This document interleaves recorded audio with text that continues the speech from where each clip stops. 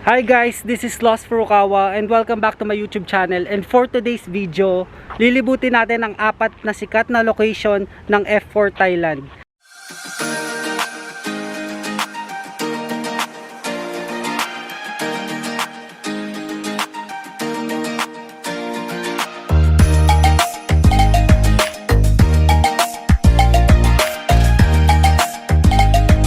Ito, pupuntahan ko yung isa sa mga shooting locations ng F4 Thailand kung saan si Mira and si Ren dito nag-shoot, pati yung iba pang cast. Ito siya guys, dito solid dito sila nag-shoot nun. So nandito ako ngayon sa kanilang Culture High School or yung tinatawag na Brighton College International School, Bangkok. So ito guys, familiar ba kayo sa place na to? Ito yung pinagsushootingan nila, 'di ba, sa front ng school. So yan, pinapakita yan. Then ito pa, papakita ko pa sa inyo. So sayang na guys, kung may drone tayo, okay sana. Kaso bawal eh.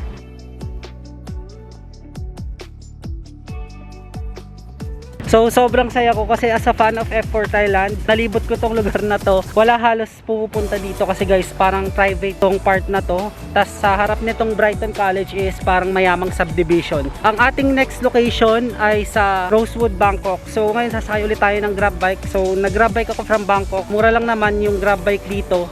And much cheaper yun kaysa sa taxi. So bawal pala guys picture yung loob. So ganito lang talaga yung mapapakita ko sa inyo.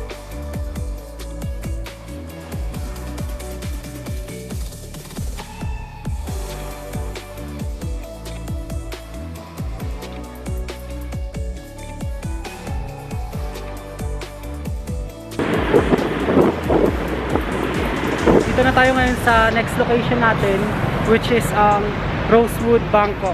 Nakalimutan ko sabihin kanina kasi nagmamadali ako. Pinagmamadali na ako ni Kuya na matapos dun sa Brighton College. Kasi guys, hindi ata pwedeng i-film talaga yung school na yon. Pero yun, nagawa naman natin ang paraan na sa labas ma-film pa rin yung school na yon. Nakalimutan ko to sabihin sa intro ko kanina. Kaya ako create si Lost Furukawa, syempre para makita yung mga drama or shooting locations ng mga favorite kong dramas like F4 Thailand. Kaya ito, pinag-i-investan ko talaga para mapuntahan ko yung mga filming locations na to. Nare-recognize ba yung place na to? So kung hindi, dito si Ren nag-drawing, nasa pinakataas yung room niya. And quick trivia lang, 280,000 baht per night yung room sa tinirahan niya. So ito siya, pakita ko sa inyo kung gaano kalaki yung Rosewood, Bangkok. Yan, hanggang taas siya. So malaki talaga itong Rosewood, Bangkok. So hindi pwedeng pumasok sa loob. At least diba nalaman nyo kung saan yung location, kung saan nagdo-drawing si Ren. And yung kwarto niya, dito siya nagsistay nun. So guys, ang ating next location, I think is sa Four Seasons Hotel, Bangkok.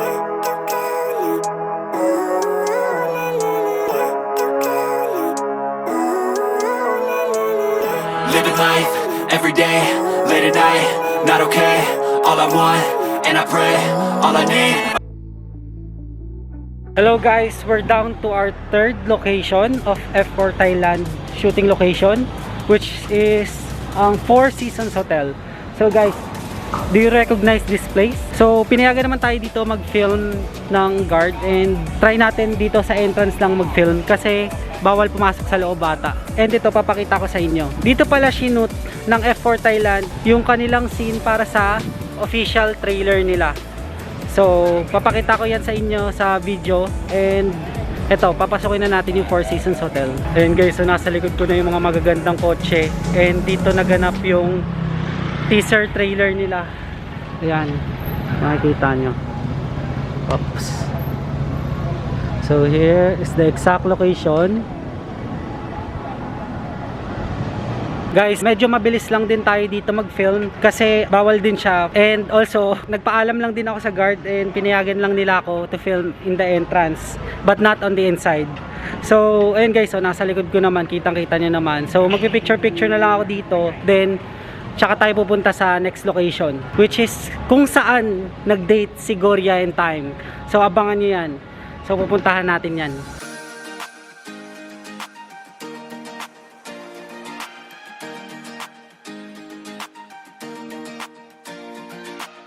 Guys, nakakatuwa kasi tignan nyo, may mga estudyante na ulit. Balik na sila sa F2F classes dito sa Thailand.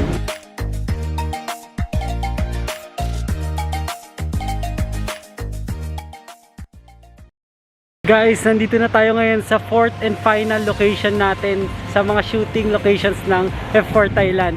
And guys, dito mismo nangyari. Dito sa tower to nangyari yung unang date and unang pagsulpot ni Gorya kay Time nung yung sa rain scene, 'di ba? Naalala niyo 'yon?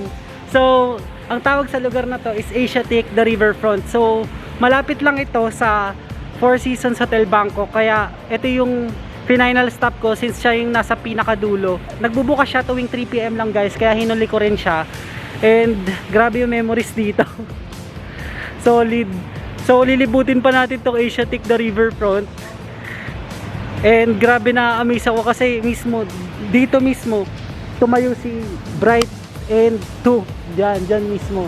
Tapos ito yung tower na umiyak si Time. Grabe. Napaka memorable sa akin nun. So ito, maraming mga kainan. Meron ditong Hello Bangkok. So lilibutin natin to ngayon. So chill lang kasi ito na yung pinaka last location. So guys, kung mapapansin nyo, may different warehouses siya.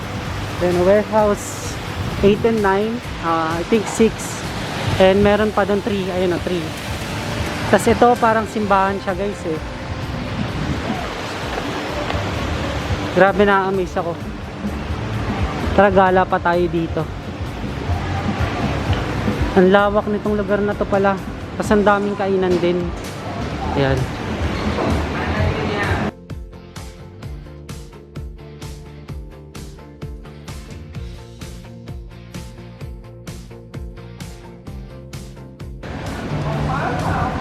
Grabe, napaka-memorable ng place na to.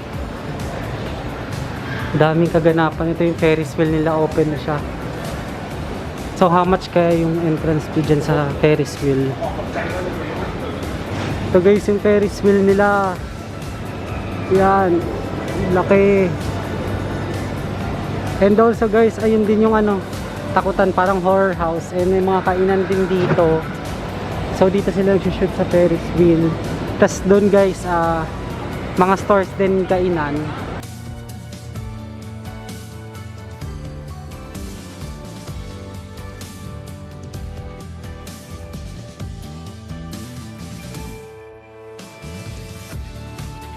Ayan o guys, grabe, nakakatakot yung mga designs nila.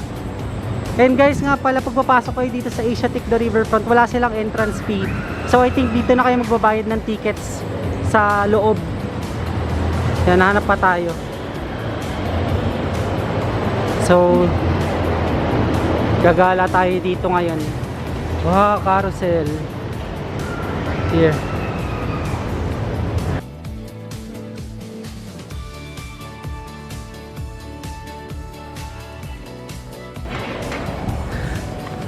Asiatic Park. Wow.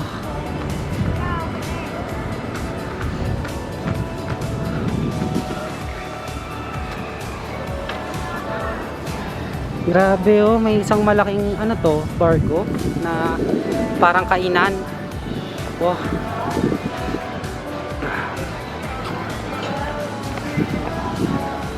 Very nice. Grabe. Daming kainan dito. Guys, mare-recommend tong Asiatic the Riverfront sa inyo kapag pumunta kayo Bangkok, Thailand. Pwede kayo maggala-gala dito. Sobrang ganda. So dahil wala naman tayo pangkain sa mga yan, babalik tayo dun sa shooting locations ulit.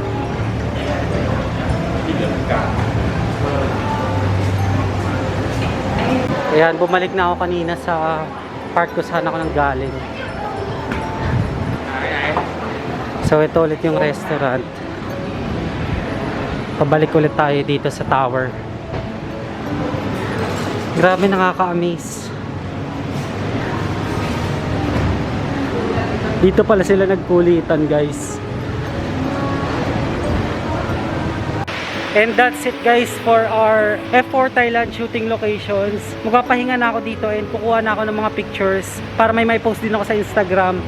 And para makapagpahinga na rin ako sa pagbi-video kasi ayun, kanina pa rin ako nagba-vlog simula umaga hanggang ngayon nagba-vlog ako. So guys, antayin nyo na lang yung mga post ko sa Instagram. And ito, hindi ko makakalimutan tong lugar na to kasi nakatapak ako kung saan tumapak sila. Yun, sobrang happy ako ngayon. So sana nag-enjoy kayo sa F4 Thailand shooting locations. Actually guys, nag-take lang ako ng risk talaga kasi grabe, bawal pala talaga pumunta sa mga hotel and schools na yun. Kaya ang ginawa ko is parang nanghingi lang ako sa kanila ng konting minuto para mag-film. And also, dun lang ako sa entrance mismo, hindi na ako pumasok sa loob nila. So yan guys, nagpunas lang ako ng pawis ko. And i-end ko na tong vlog na to. So if nagustuhan nyo tong vlog na to, don't forget to follow me on my Instagram and Facebook page at Lost Furukawa. And also, don't forget to hit like, subscribe, and hit the notification bell button para ma-notify kayo sa mga bagong uploads ko. And guys, I really appreciate you being here. This is the third to the last vlog here in Bangkok. See you again in the next one. Bye!